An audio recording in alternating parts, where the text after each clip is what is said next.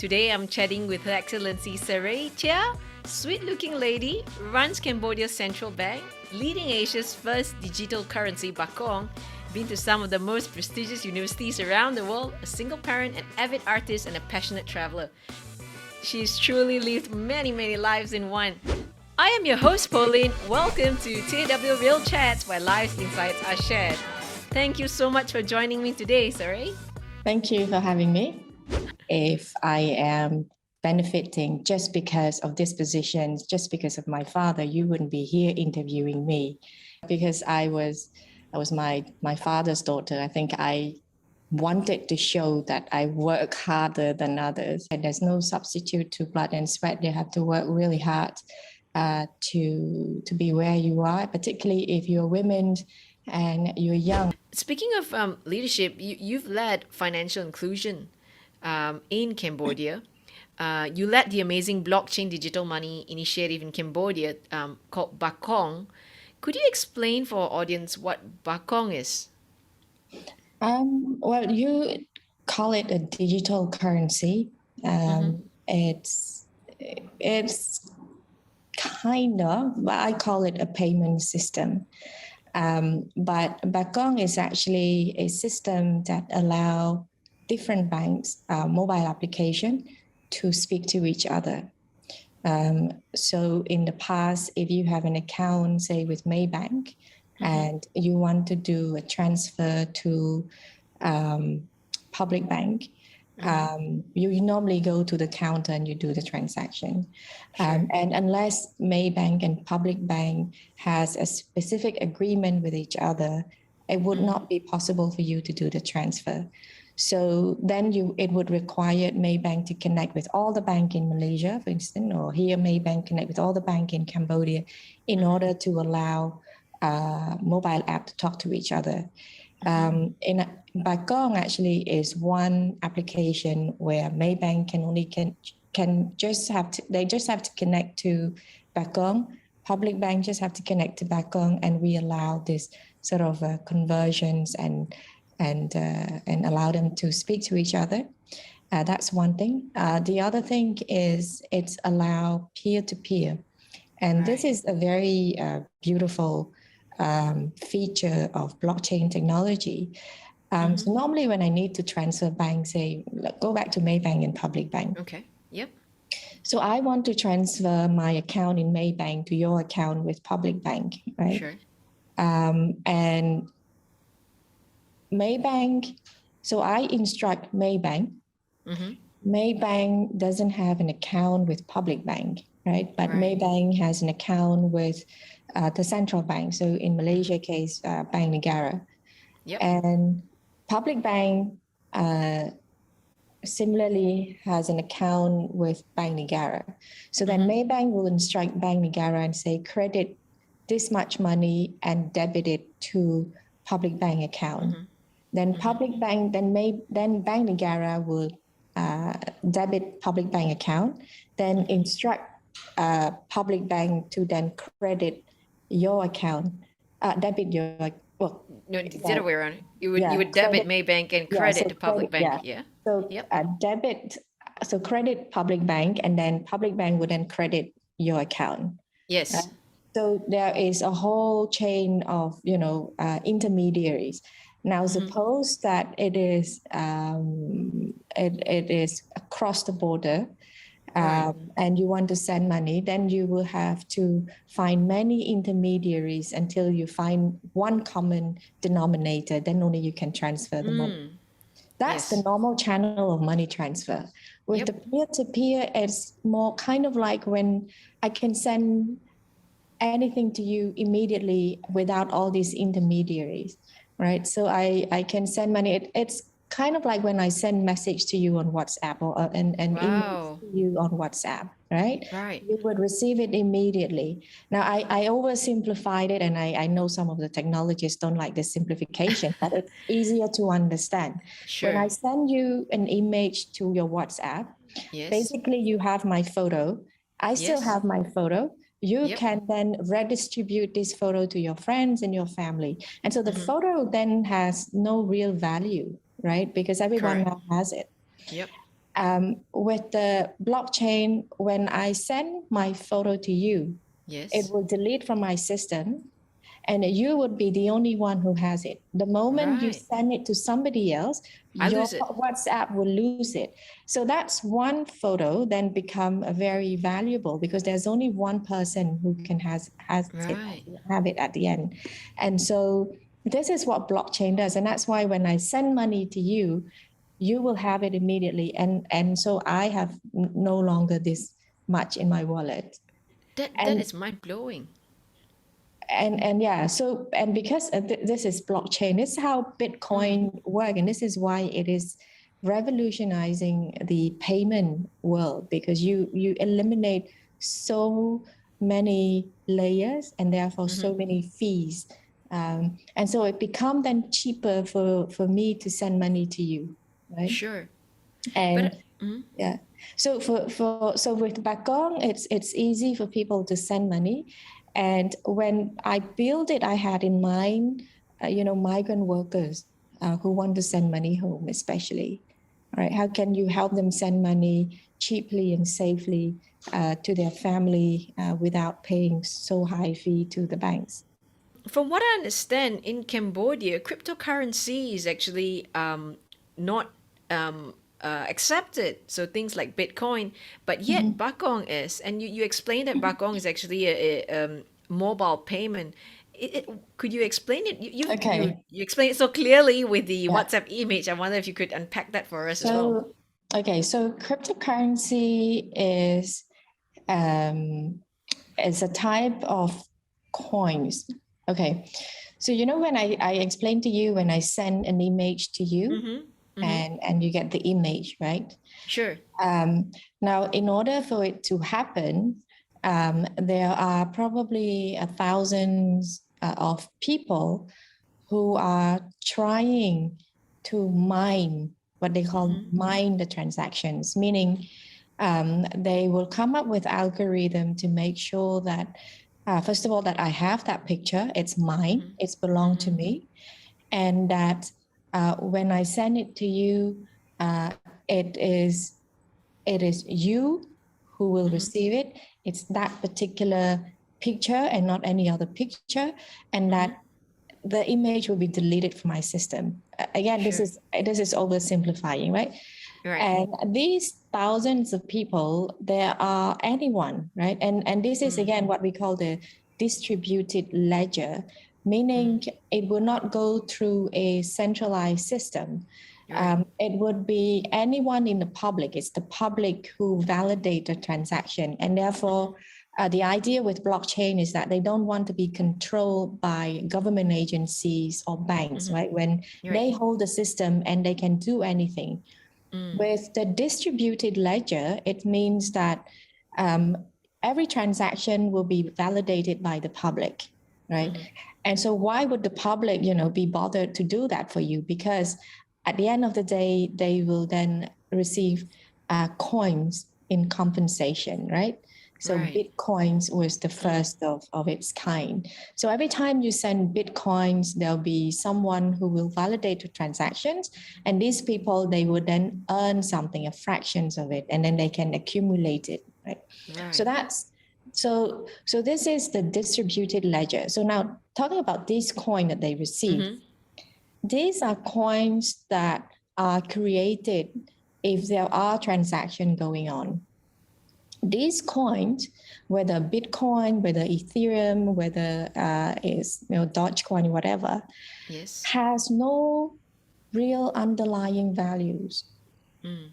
And the only reason why its price is increases because there are people who believe in the peer-to-peer, right? They think that if this coin exists, next time you want to transfer money, you can just embed the value under this coin. So Bitcoin can be, 20,000 worth 20,000 US dollar a coin. And if I want to send Bitcoin to you, it will be very hard for me now to send money, right? Right. Because I have to go through all these channels. I have to do a KYC and to tell them who I am, etc. Yep. And then if I send Bitcoin to you, it will be so much faster, cheaper. And so once you receive Bitcoin and in Malaysia, there are definitely someone else who can find a use of it and say, look, take to 20,000. I'll take your Bitcoin because now I want to send this Bitcoin to somebody in Singapore, right? Yep. And this is how it works. So it's kind of like a utility. It's a mean to transfer. But the value really depends on the people, right? How much you want to give value. So for me, it's like a piece of art, right? Where you buy it, but it depends how much you appreciate the art, then the value increase accordingly.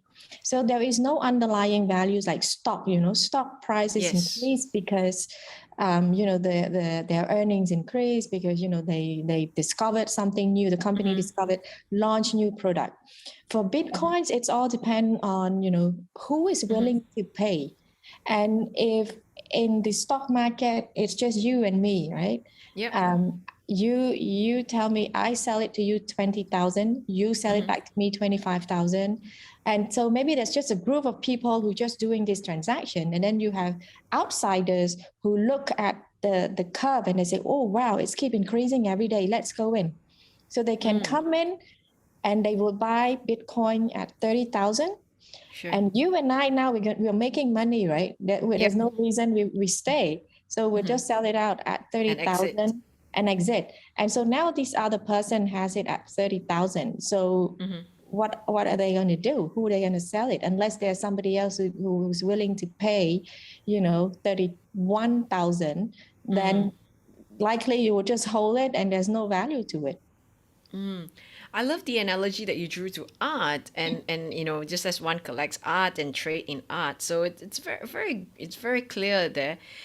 Whereas with Bakong, you're saying is Bakong pegged? So Bakong is pegged. So it's pegged to in order to be able to use it, central bank has to exchange their fiat money with the central bank.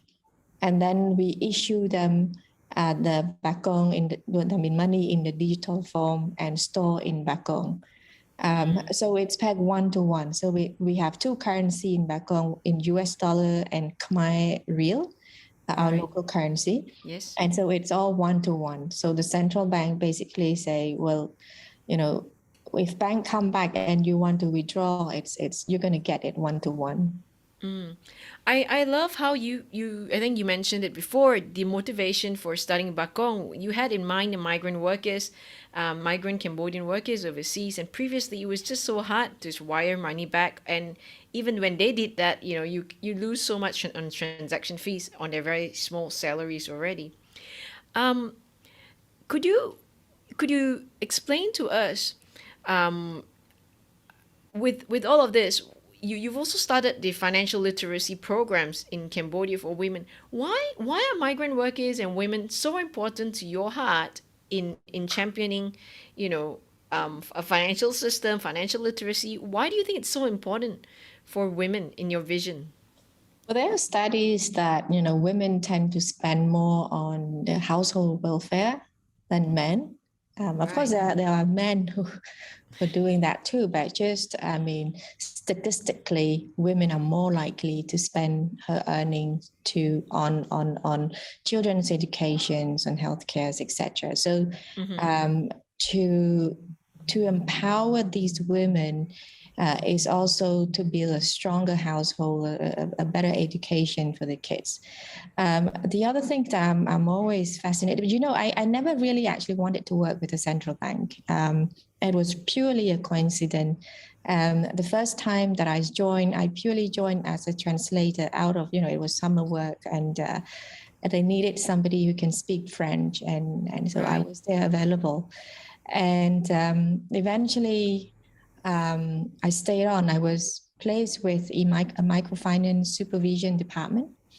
And so we went on to supervise microfinance, and my job back then was very simple. I was just a junior officer, so I just follow around whatever happened. And in one of the exercise was to interview the borrower, right? So we interviewed this family, who explained to us that without a microfinance loan, they wouldn't be able to send their children to school because with the loan, they can grow their business, earn more income. And that's when I realized that my job then of, and I have an accounting background. It wasn't as boring as I thought because, it has an impact. If I can continue to make this microfinance become sustainable in the long run, then they can lend more and hopefully cheaper to these people and then improve, the living standard. So that's how I wanted to join. So access to finance is important. It has the potential to change a family Entire households. entire household. Really. Yeah. And particularly for women, as I mentioned to you, but something that and I keep explaining. And so when you look at, when you go to shopping malls, right, you Yes. have 3 floors dedicated to women, and then you have 1 floor dedicated to men, and together with the children, right? Sure. So the power of spending is actually this is from an economic perspective. The power of spending actually lies with women. Right? They know that women make decisions. That's why, there are 3 floors of fashion wear for women. And then you go to and then underground, you have the supermarkets where, Sure. again, women, right? So Yes. there is a study done by McKinsey a very long time ago. And it says that 70% of global spending are what do you call it? Influenced by women, right? Right. So 70%. so women are the one who actually make decisions. I mean, if you look at advertisement, Unilever, and all this, it's all targeting women. Women. You look at the Indeed. advertisement, and so from an economic perspective, if these women are the one who are spending money, what if we can, increase their ability to earn? If they earn more, then they will spend more, and then you will get this economic cycle going, right? Right. Right. So that's purely just from an economic perspective. But I think from a more sort of a moral sort of responsible perspective, you also want the children, because they are the future of the country, that you want them to have a good healthcare, to have a good education. And these are the kind of decisions and spending that are going to be made by women. And empowering women for me is really important. And from a personal perspective, I went into an arranged marriage when I was 19, right? And I stayed in for 20 years. And I don't think I would have the courage to get out of this marriage if I weren't financially independent. And that is something that I told a lot of girls and young women that I met, is that it's very important that you remain active professionally, that you have your own earnings, because anything can happen. I was in this marriage for 20 years. Who would have thought that, even me, I wouldn't have thought that I would get out of this, right? But it happens. And thanks God, I was financially dependent enough to make that decision of walking away and build a new life. But if you are entirely dependent on your husband or your counterpart, then it will be very difficult for you to walk out. Yeah, I love what you said, because I think it's so prevalent in Asia, where in many marriages, or in their homes, where women go, oh, I'll just leave the money management to the husband, and I don't even know how to do investment, or I don't need to know too much. And then they find themselves later on in life, being really dependent. And I think that shifts that balance in the home. We talk about gender equality, but gender equality begins with money, doesn't it? I Oh mean, yeah, to put it everything very starts with crudely. money. Everything starts with money, believe me.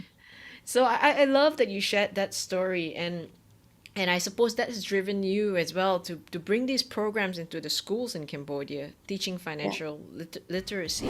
And that is Sure. the beauty of, working women, is that of course you have to do your work, but when you're home, you have to be home, right? When you're with them, you have to be with them. These kids are just sent to me, just like, my kids who are sent to me in my womb. These are my kids sent to the wrong womb. What are people going to think of me as a divorcee? We were living our own life. I really didn't care what he was doing. He didn't care what I was doing.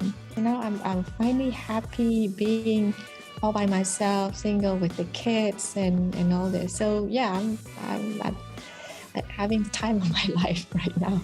Guys, ladies, give us a thumbs up and hit that subscribe button. I am Pauline, and I'll see you again in the next Real Chats episode. Bye for now.